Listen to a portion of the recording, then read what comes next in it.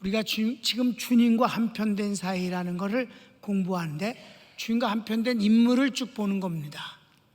구약의 지도자 가운데서 모세,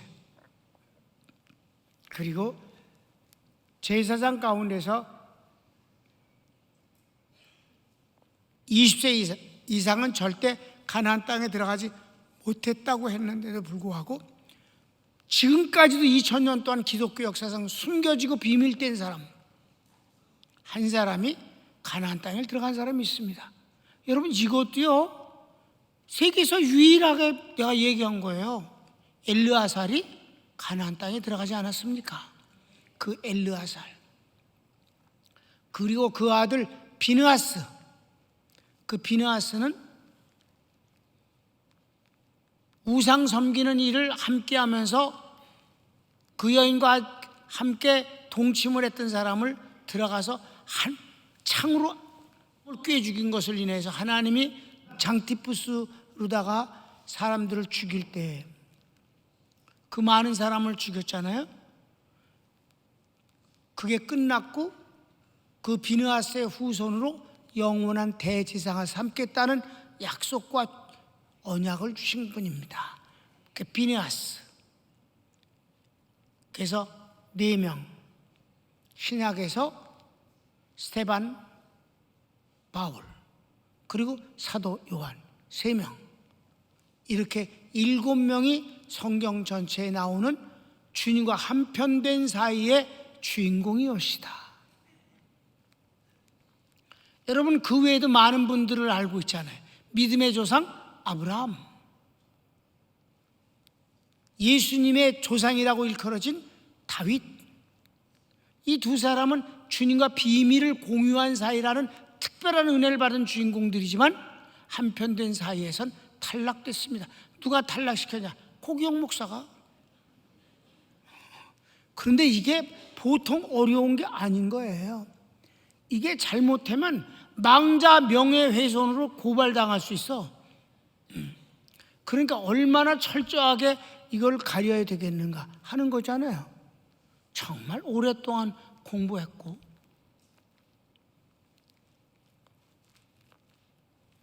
지금 이제 거의 끝나갔고, 이 바울 편이 거의 끝나고, 앞으로 2주만 하면 바울 편이 끝나고, 바울이 우리에게 준 복음의 특별한 것 구원론과 재림론을 하는데, 구원론은 이미 금요일 날 로마서를 하기 때문에 그건 하지 않습니다. 그래서 재림론을 먼저 할까 하고 있고, 아니면 바울이 끝나면 사도 요한을 곧바로 할까, 이런 마음도 갖고 있습니다. 아직 정하진 않았어요.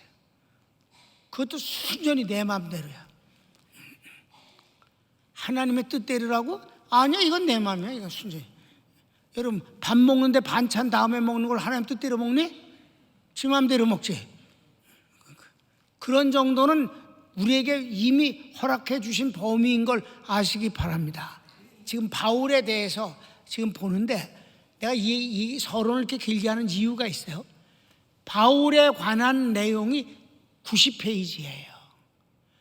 90페이지인데 40페이지가 뭐에 관한 거냐면 한 사건을 다루는 거예요.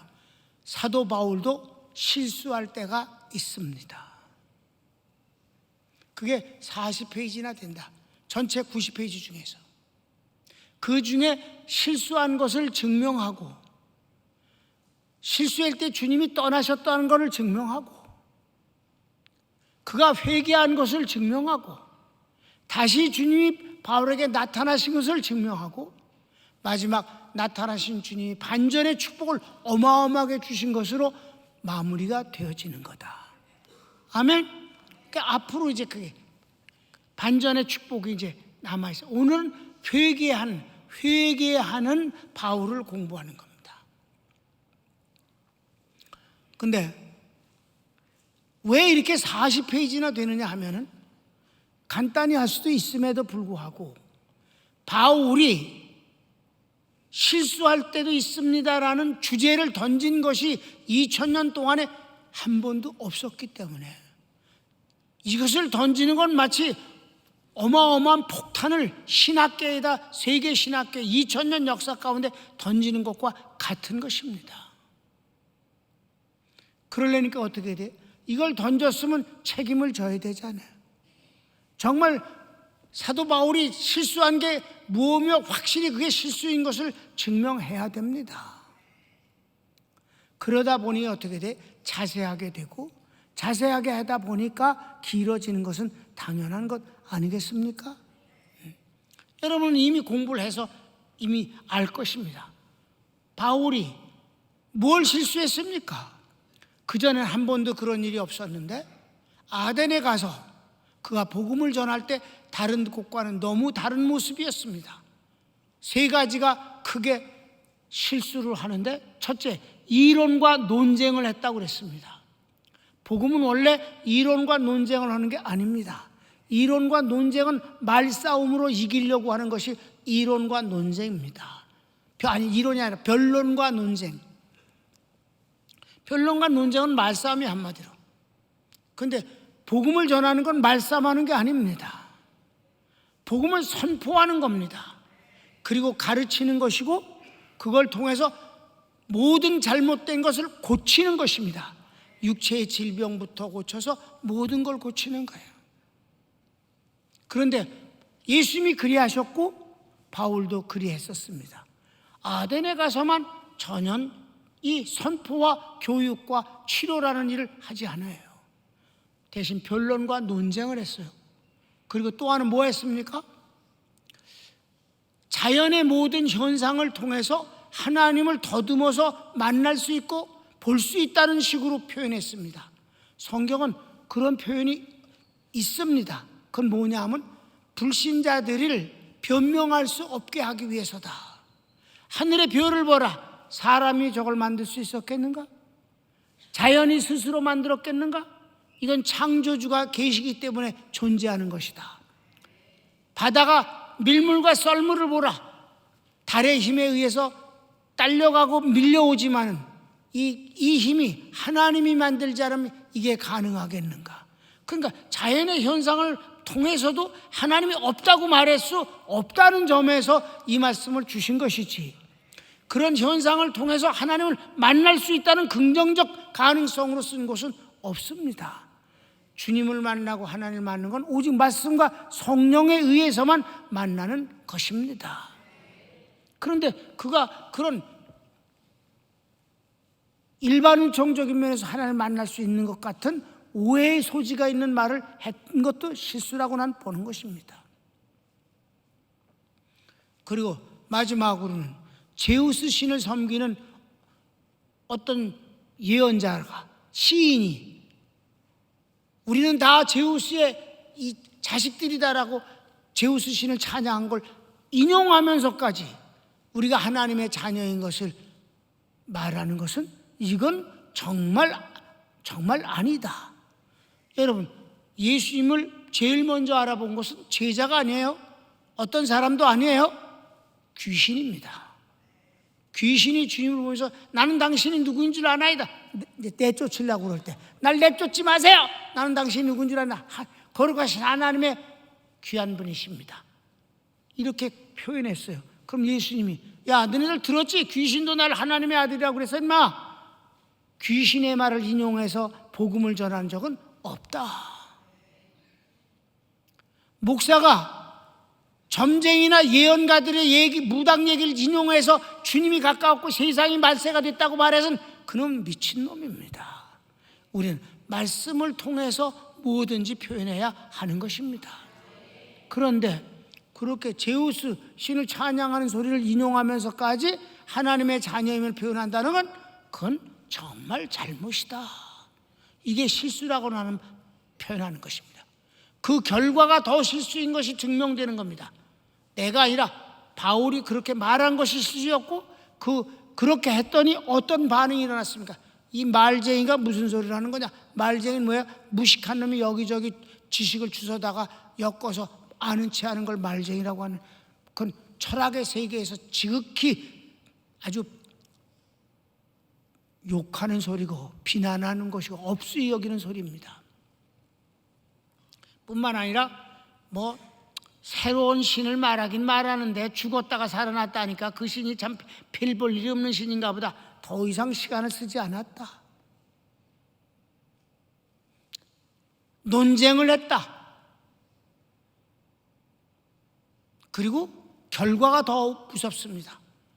그렇게 전도를 열심히 했는데도 불구하고 몇 사람이 바울과 개인적으로 친해서 믿더라. 뭘 믿은 거야? 뭘 믿은 거요? 뭘 믿었다고 말하지 않았어요? 주님을 영접했다고 그러지 않았어요? 몇 사람이 개인적으로 바울과 친해서 믿었다. 뭔가 확신이 가지 아니. 그래서 그가 완전히 그러기에 빠져서 외로울 뿐만 아니라 힘들어하고 마지막은 두려워했다. 그게 표현입니다. 내가 너에게 갔을 때 심히 두려워했노라. 한 번도 그런 적이 없었는데. 그리고 가장 중요한 건 어디서든지 일어나는 하나님의 기적 역사, 표적, 병 고침을 귀신 추방하고 그런 역사가 한 번도 일어나지 아니하였다. 그걸 가지고 주석가들이 그 부분을 쓰면서 바울이 일반 은총에 대해서 쓴 걸 성경만 지식이 많은 것이 아니라 일반 지식도 많고 또 헬라 철학에 대해서도 헬라 철학에서도 이렇게 유능하지 아니한가. 잘못된 부분에다 화장지를 해갖고 근사하게 꾸미더라 이 말이에요. 거기에 대해서 바울이 실수라고 단언하고 외쳐버리니까 이것을 증명해야 할 책임이 있다 이 말입니다. 여기서 우리가 특별히 알게 되어서 하나님은 사람을 만날 때 하나님이 찾아오셔서 만나 주시는데 만나시면 반드시 선물을 주시게 되어 있습니다. 그리고 주님은 그 사람과 이제 시작하심으로 함께 하십니다. 그런데 주님이 그에게서 나타나지 않는 경우가 나타나요. 그게 뭐냐? 그 사람이 주님의 말씀을 믿지 아니하고 오히려 자기의 생각을 믿고 세상을 믿고 이래서 주님을 떠나버리면 주님은 그를 버리시는 건 아니지만 나타나지 아니하십니다. 주님이 바울에게 나타나지 아니하셨기 때문에 그는 너무나도 외롭고 힘들고 두려워했던 것입니다.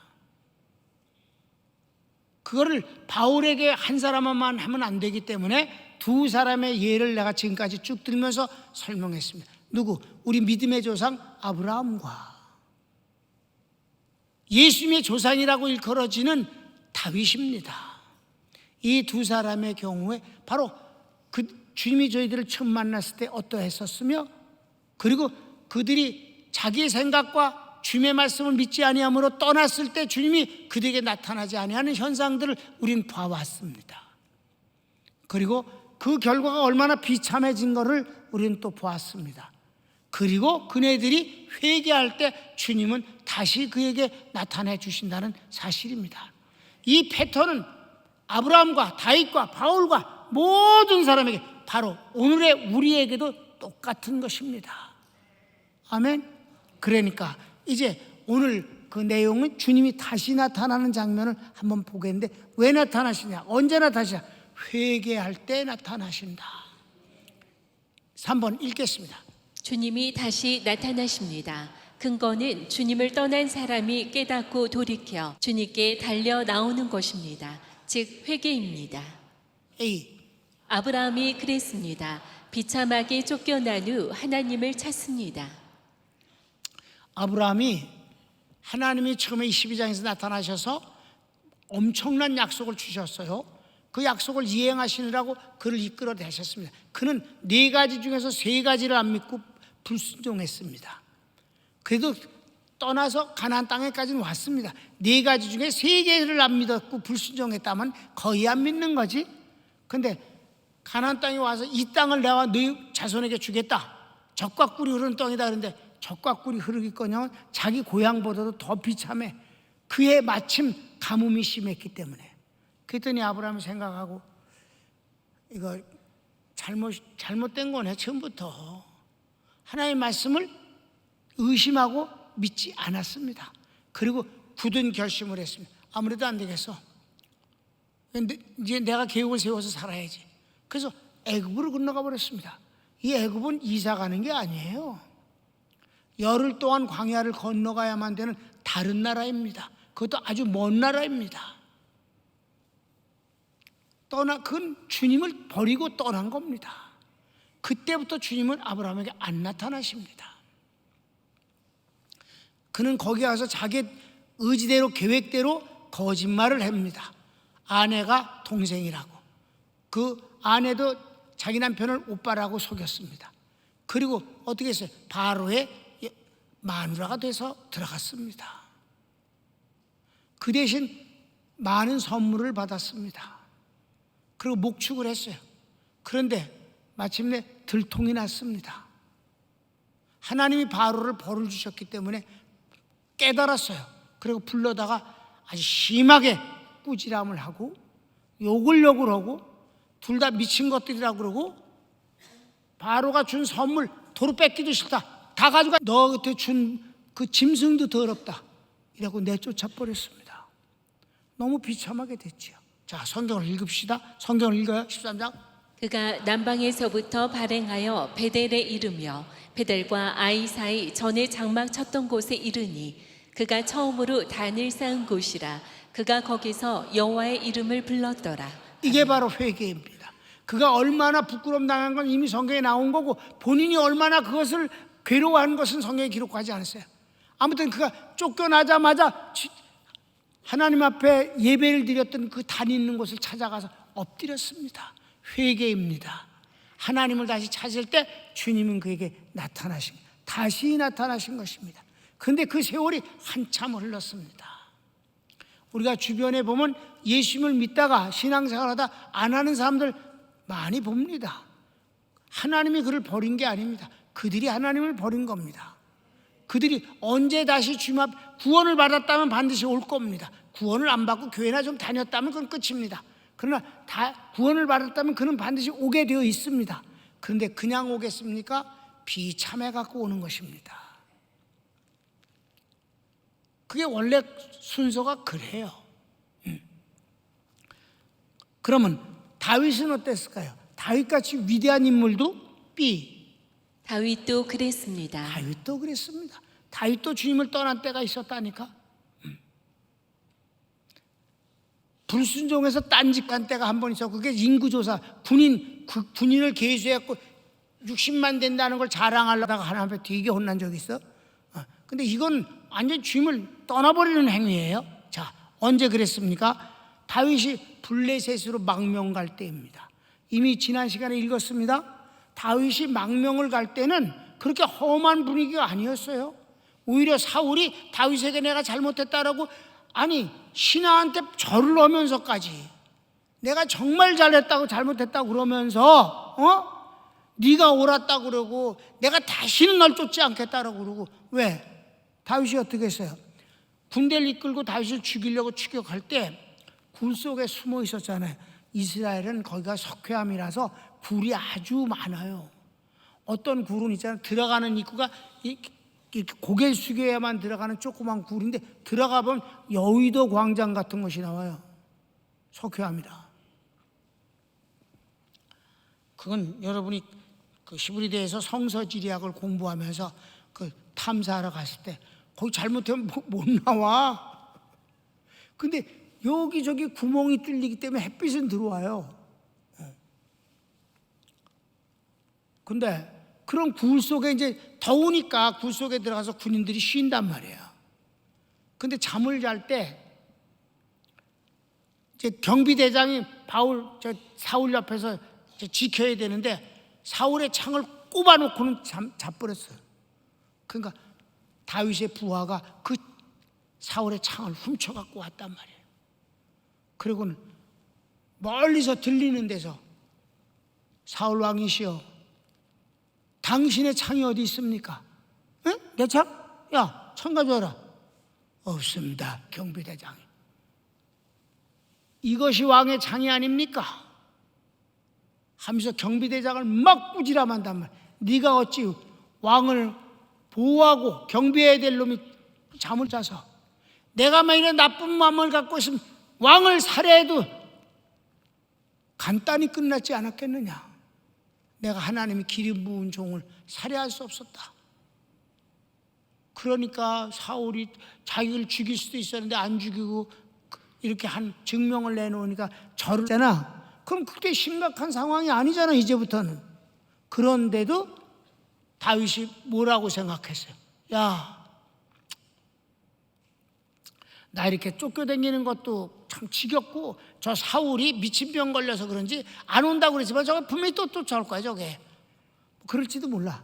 그럴 거야. 그러니까 나 망명 갈 거야. 하나님 앞에 기도도 안 하고 의지하지도 않고 묻지도 아니하고 그리고 망명 갔잖아요. 어디로? 가장 가까운 적대국이에요. 지금의 이라크입니다. 블레셋.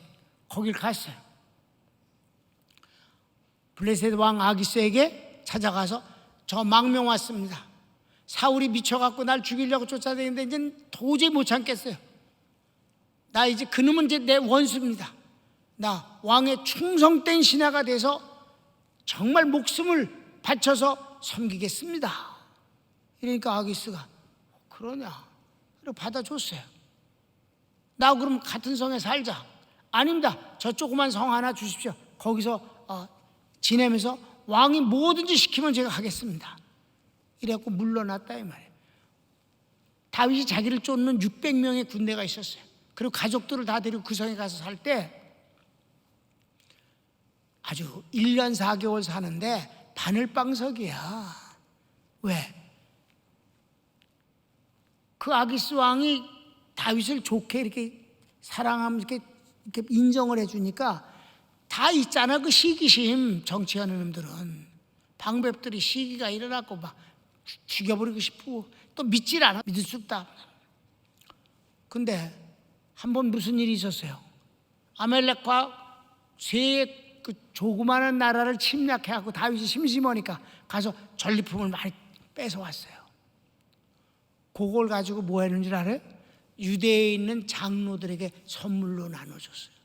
나 여기 왔지만 나 변심한 거 아니야. 나 사울 때문에 여기 잠깐 피해놓은 거지 마음은 여전히 너희들을 사랑하고 그리고 유대가 이스라엘이 바로 나의 조국이다. 뭐 이런 식으로 몰래 했단 말이야. 그러니 몰래 하는 일은 항상 마음이 편치를 못한 거지 뭐. 아기스가 불렀어요. 야, 다윗, 너 어디 가서 그 뭐 출병해갖고 뭘 전쟁해갖고 뭐 전리품을 많이 가져왔다며? 네. 어딜 침략했니? 유대 남방을 침략했습니다. 이스라엘을 침략했다고 거짓말했어. 근데 그 먼저 침략할 때 아멜렉의 한 동네를 침략한 것을 증인이 나와서 들통을 낼까봐 애까지 몰살시켜버렸어. 다윗이 그렇게 잔인한 사람이 아니었거든. 그러니까 아기스가 그랬어? 그러면서 더 신임을 하게 됐다 이 말이야. 거짓말이었지. 근데 그 아기스를 속인 것이 드러날 것에 대한 불안함이 생기지 않느냐 이 말이에요. 아무리 증인이 없애려고 죽였다 손 치더라도 그건 배신자는 어디에서든지 나오는 거니까 항상 조마조마한 거예요. 블레셋 지도자들이 의심을 하는데 결정적인 건 이거야. 근데 이제 아기스가 이러는 거야. 야, 다윗도 왔겠다. 이 다윗을 데리고 이스라엘 침략해야 되겠다. 그래서 완전히 거길 정복하고, 옛날엔 정복을 해도요 거기서 살질 못해요. 백성이 있어야 살지. 정복만 하고 돌아오면 걔네들은 알아서 조공을 바치는 거지. 그런 갑과 을의 관계가 이루어지는 거지. 아셨습니까? 여러분, 징기스칸이 왜 망했는 줄 아세요? 몽골의 징기스칸이 워낙 싸움을 잘하고 잔인무도하고 용기가 말도 못해. 막 몽골에서 출발해서 곧바로 유럽이잖아. 사그리 점령해 나가는 거야. 막 불사지르고 막 죽이고 막 이거 이기고 저기서 막 이겼어. 돌아왔더니 자기 나라는 하나도 없어졌어. 거길 다스릴 수 있어야 되잖아. 관리를 해야 되잖아. 전쟁에서 이기기만 하면 지 나라가 되는 게 아니잖아. 그냥 초토화시키고 끝난 거야. 그래서 몽골은 징기스칸이 이기기만 하는 놈이야. 그놈은 아무것도 뭘 이익이 된 전쟁이 아니었어. 로마는 어때? 철저하게 관리를 하잖아. 그날에 자기네 사람들을 정치인으로 세우잖아. 거기다가 누구를 보내? 최고 관리. 빌라도 총독을 보내잖아. 총독을 보내서 딱 제대로 하는지 안 하는지 전부 관리를 하잖아. 그러니까 로마는 막 세금 다 거두고 막 이래갖고 오랫동안 그 세계를 제패하는 나라가 지속됐었다 이 말이에요. 그러니까 이 블레셋도 박살을 내버리고 그리고 돌아오면 갑과 을의 관계가 유지될 것을 한 거예요. 근데 그게 안 됐어요. 블레셋이. 왜 그럴까? 다윗이 돌아가서 왕이 돼버렸거든. 그러니까 이제 그 마지막 이스라엘과 전쟁을 하려고 출정을 하는데 아기스 왕이 다윗 나하고 선발대에 가자. 원래 왕이 항상 맨 앞에 서는 거예요. 선발대에 가자. 이때 다윗이 어떻게 해서 마음이 바늘방석이 따로 없잖아. 야, 출정을 하면 이스라엘에서 날 어떤 놈으로 볼 건가? 안 간다 그러면 이 시크리지 않아도 이 아기스의 방배들이 나를 의심하는데 거부라고 그러지 않을까? 그거 가겠습니다. 이렇게 막 충성을 목숨을 걸고 싸우겠습니다. 막 이래고 출발을 했다니까 출정을 했어. 옛날에 전쟁이란 멀리서 대포 쏘는 게 아니잖아. 가까이서 그렇게 보고잖아. 1대1로 뜨는 거잖아. 옛날 전쟁은. 그거 딱 마주대고 거기까지 갔단 말이야. 다윗은 왕하고 같이. 속은 미치겠어. 근데 그때 마침 하나님이 역사하시겠지. 그 방백들이 블레셋의 방백들이 전쟁에 저 사람 끌고 가면 안 됩니다. 시작하기 전에 보내십시오. 다시. 왜 그래? 보내세요. 왕은 잊으셨습니까? 이 다윗이라는 놈이 어떤 놈인지? 오래되지도 않았잖아요. 옛날에 이스라엘을 침공했을 때 우리의 영웅 골리앗 한 사람 때문에 이스라엘 군대는 밖에 나오지도 못하고 굴 속에 숨어 있었습니다. 그때 다 이긴 전쟁에 왼 조그마게 나와갖고 물매에다 돌을 던져갖고 골리앗 이 미마를 뚫어서 죽여버렸잖아요. 그게 다윗 아닙니까? 소년 다윗. 그때 이스라엘 사람들이 뭐라고 그랬습니까? 사울이 죽은 수는 천천히요 다윗이 죽은 수는 만만이라고 하면서 찬양하지 않았습니까? 어떻게 그런 놈을 데리고 여기 전쟁을 합니까? 그러니까 아기스가 다윗을 불러하고 난 당신을 믿어. 난 자네를 믿지. 근데 저 참모들이 어떡하나? 돌아가서 성에 가서 기다리고 있어. 내가 전쟁을 승리하고 다시 돌아갈게. 이렇게 된 거예요. 그러니까 막 한숨은 쉬었지. 아슬아슬한 상황에서. 그랬더니 돌아와 봤더니 어떻게 됐어요? 아말렉이 그 한 마을을 진멸시킨 그 아말렉이 군대를 끌고 와갖고 다윗의 성에 불을 질러버리고 사람들을 다 납치해가 버렸어요.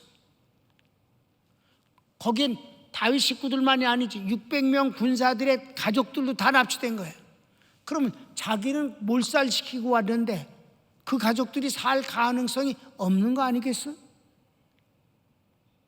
죽는 것보다 더 큰 굴욕을 받을 수도 있는 거지.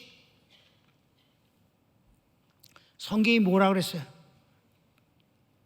그 성경이 이제 그랬더니 600명 자기에게 생명까지 바치려고 했던 그 신복 군인들이 자기를 죽이려고 드는 거예요. 이럴 때 회개한 것입니다. 사람들이 어떻게 했다고 그래서 울 힘이 없을 때까지 통곡을 하고 울었다. 성경을 읽읍시다. 시작. 다윗과 그의 사람들이 성에 이르러 본즉 성이 불탔고 자기들의 아내와 자녀들이 사로잡혔는지라. 다윗과 그와 함께한 백성이 울 기력이 없도록 소리를 높여 울었더라. 다윗의 두 아내 이스라엘 여인 아히노암과 갈멜 사람 나발의 아내 되었던 아비가일도 사로잡혔더라.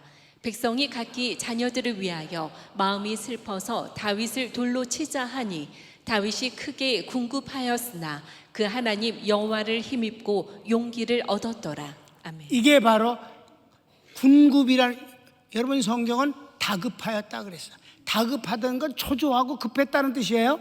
군급은 그 마음으로부터 절망한 가운데서 어쩔 줄 몰랐다는 뜻입니다. 그래서 오늘부터 우리는 옛날 성경, 이 개역 성경을 쓰겠습니다. 그래서 이해하긴 쉬운데 가벼워. 용어가 가볍고 원어하고는 좀 뜻이 좀 멀고, 그래서 내가 군급이란 단어를 설명해 주면 되는 거지. 그래서 그냥 본래 성경대로 쓰겠다. 오늘부터 바꿨습니다. 아셨습니까? 여러분들 성경을 옛날 성경이라고 있어요. 개역 성경이라는 걸 여러분이 보면 됩니다. 앞으로 선물 줄 것도 전부 이제 개역 성경이야. 바울도 그랬습니다. 바울도 마찬가지다. 패턴은 똑같다. 시작. 아덴의 실패가 자신에게 있음을 깨닫고 다시 말씀과 자신의 생각을 달리하지 않습니다. 성경을 읽읍시다. 실라와 디모데가 마게도냐로서 내려오매 바울이 하나님의 말씀에 붙잡혀 유대인들에게 예수는 그리스도라 밝히 증거하니. 아멘. 바울이 얼마나 아덴에서 실수함으로 말미암아 그 결과가 진짜 힘들어지고 두려워했다고 그랬으니까. 그런데 마침내 저가 하나님 앞에 회개를 한 것이 뭐냐? 말씀에 붙잡혀는 건 순이라는 전치사와 함께 에코라는 단어, 내가 취한다는 뜻이고, 그 뒤에는 로고라는 말씀. 그러니까 이게 무슨 뜻? 말씀에 붙잡혀라는 말은 직언을 하면 이런 거예요. 내가 말씀과 하나 된다. 다시 풀었으면 하나님의 말씀과 내 생각이 같다, 다르지 않다. 그러니까 달랐기 때문에 딴소리를 했던 것이 바울이었는데, 아덴에서 이제 회개합니다. 하나님의 말씀 외엔 다른 걸 전하지 않기로 마음에 작정했습니다. 하나님의 말씀과 내 마음, 내 생각은 하나입니다. 여러분, 내가 여러분에게 담임 목사를 이해해 주세요라고 한 말이 첫 번째 시작에 챕터 2에 그랬죠. 성격은 안 변하지만 생각과 마음은 변하는 것이고, 그 생각과 마음이 곧 그 사람이다. 거기 두 번째 내가 뭐라 그랬어요? 이렇게 썼잖아요. 담임 목사가 지금 같은 복음적 생각과 복음적인 마음을 갖고 있었던 건 아닙니다. 그 계기는 제주도에서 1년 동안 있으면서 성경을 100번을 읽으면서 그 말씀이 곧 내 마음과 생각이 되게 했습니다. 말씀에 붙잡혔다. 그걸로 오늘에 이르렀습니다 라는 고백을 했잖아요. 바로 그거예요. 그러니까 바울이 다시 말씀에 붙잡혀서 말씀의 사람이 된 것이다. 그래서 당구장표는 내가 하는 말이에요. 당구장표. 하나님은 나타나셔서 관계를 시작한 사람과 항상 함께 하십니다. 그러나 사람이 하나님을 떠나면 그때부터 주님은 보이지 않습니다. 예수께서 고향 나사렛에 가셨을 때 많은 병자들을 고치지 않으십니다. 그 이유는 그들이 예수님을 믿지 않으면서 예수님에 대해 아는 체하며 비아냥거립니다. 그들의 불신앙 때문에 능력을 행사할 수 없었다고 하십니다. 성경을 읽읍시다. 거기서는 아무 권능도 행하실 수 없어 다만 소수의 병인에게 안수하여 고치실 뿐이었고 저희의 믿지 않음을 이상히 여기셨더라. 아멘. 네. 여기서 성경 전체에서 유일한 표현이 하나 있어요. 무슨 말이에요?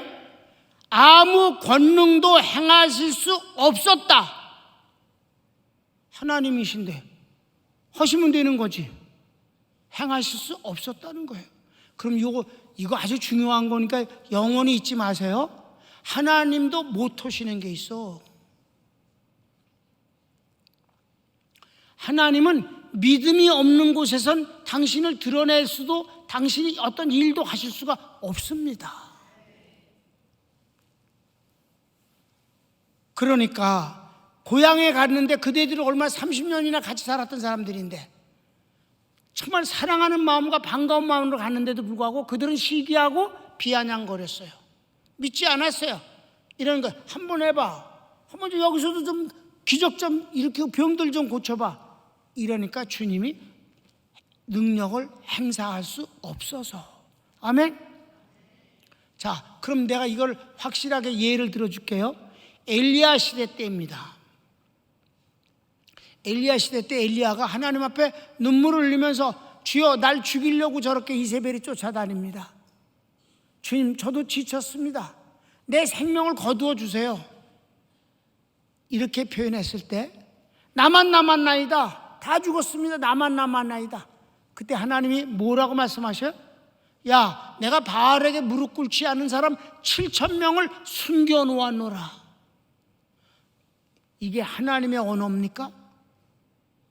아니, 숨겨놓았다니. 하나님이 너무 소극적이잖아. 너무 나약하잖아. 왜 그럴까? 믿음이 없으니까 일하실 수가 없었어요. 이걸 또 확인하는 장면을 소개해 줄게요. 그래서 아합과 엘리야가 시합을 합니다. 누가 진짜 살아계신 진짜 신인지 증명해 봅시다. 바알과 아세라가 신이라면 죄물을 그가 받을 것이고, 내가 섬기는 여호와 하나님이 신이라면 여호와께서 제물을 받을 것입니다. 그 대신 불을 쓰지 맙시다. 신이면 불을 태워서 받으셔야지. 이렇게 해서 시합이 열리니까 850명이나 되는 바알 아세라 선자가 한건에 모여있고, 이쪽은 엘리야 단 한 명입니다. 아합 왕이 가운데 있었습니다. 백성들이 막 구름대같이 몰려들어서 이 광경을 구경하려고 왔습니다. 이때 엘리야가 뭘 했습니까? 백성들을 향해서 우리는 하나님이 선택된 백성이 아니냐. 자, 그렇지만 분명히 하기 위해서 바알과 아세라가 신이라고 믿는 사람은 그쪽에 가거라. 그러나 여호와가 하나님이 진짜 신이라면 내게로 와라. 한 사람도 엘리야에게 온 사람이 없었습니다. 그게 바로 하나님이 역사하실 수 없는 일이었다. 아멘. 그래서 이제 기도하고 아우성 쳤을 때 하나님께서 마침내 그 제물을 불태워서 받으시지 않았습니까? 그제서야 백성들이 850명의 바알 아세라 선자들을 칼로 찔러 죽여서 몰살시킵니다. 그렇다고 하나님 믿는 건 아닙니다. 이제 하나님이 왜 역사할 수 없다는 걸 이해됐습니까? 하나 더 내가 간증을 할게요. 내가 이북에서 온 어떤 교인을 만났습니다. 그가 정말 신앙 지키느라고 얼마나 애썼는지 모르면 귀하죠. 근데 그 사람이 이렇게 말했습니다. 제가 한국에 와 보니까 이북의 하나님과 한국의 하나님이 다르다는 생각을 하게 됩니다. 왜 한국의 하나님은 이렇게 멋지게 축복하시고 응답하시고 역사하시는데 이북의 하나님은 그렇게 나약하고 아무것도 못합니까? 하나님이 김일성이한테 지는 겁니까? 김정일한테도 꼼짝 못하십니까? 여러분, 그의 질문이 이해되죠? 왜 거기서는 아무것도 못하고 예수 믿다 걸리면 사람들을 다 모아놓고 총살을 시키는데도 그 총알이 그냥 정확하게 맞아서 죽습니다. 하나님이 살려주질 않으십니다. 그래서 내가 말했습니다. 그 이유를 얘기할게요. 오늘 여기 엘리야와 이 나사렛에서 주님이 능력을 행사할 수 없었다는 이유를 들으면서 거기서는 주님이 일할 수 있을 만한 근거되는 믿음이 없기 때문입니다. 거지는 많아도 믿음의 사람은 없었습니다.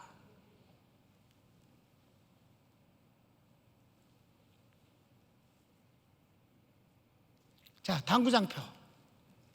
주님이 떠나시는 것이 아니고 사람들이 주님을 떠날 때 주님은 그에게 나타내실 수 없는 것입니다. 그것뿐이에요. 주님이 먼저 떠나시는 법은 없어요. 그러나 사람이 주님을 떠나면 쫓아가지 않으신다. 지켜보고 계실 뿐이지 나타나지 않으신다. 그래서 우리 교회 뭐라 그래? 가겠다 그런 사람 너 처음 온 사람 난 영어잖아. 웰컴. 아무래도 나 가야겠습니다. No problem. 갔더니 뭐 다시 오겠습니다. No thank you. 안 받아줘. 그거 회개한 게 아니기 때문에. 이게 무슨 쇼핑해? 교회를 쇼핑하냐고, 지 맘에 드는데 찾아다니냐고. 그건 지 맘에 드는 교회지. 나를 주님의 뜻에 굴복시키고 순종하는 게 아니지. 안 받아줘. 절대 안 받아줘. 나 주님 그대로 하는 거야.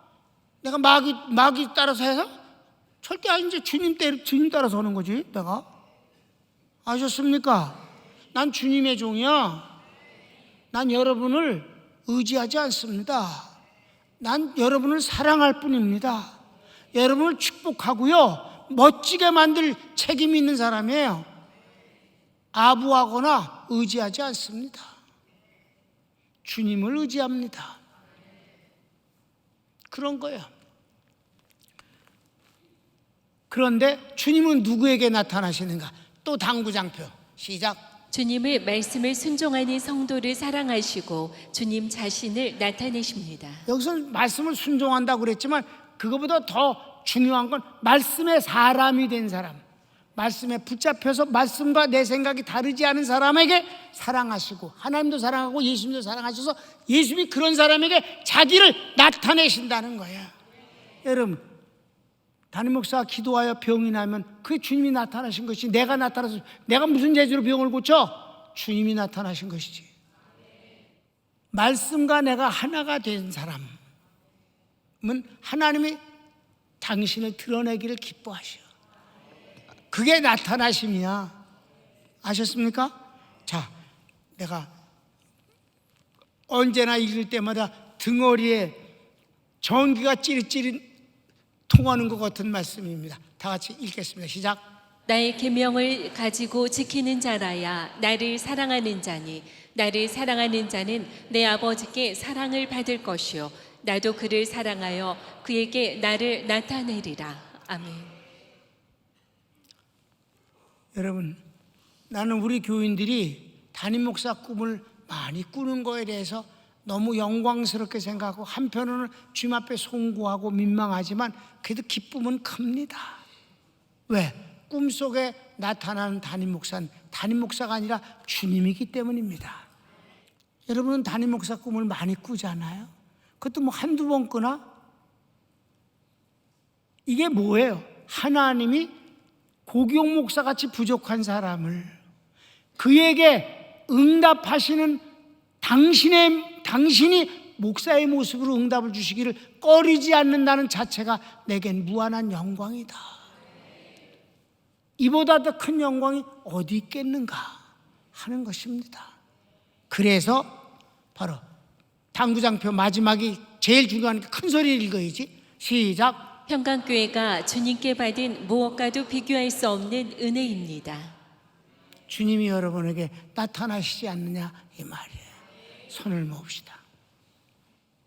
사랑하는 여러분, 이렇게 진행되어지는 사도 바울도 실수할 때가 있습니다라는 것을 주제로 해서 이게 길게 여러 가지 말씀을 전하고 있습니다.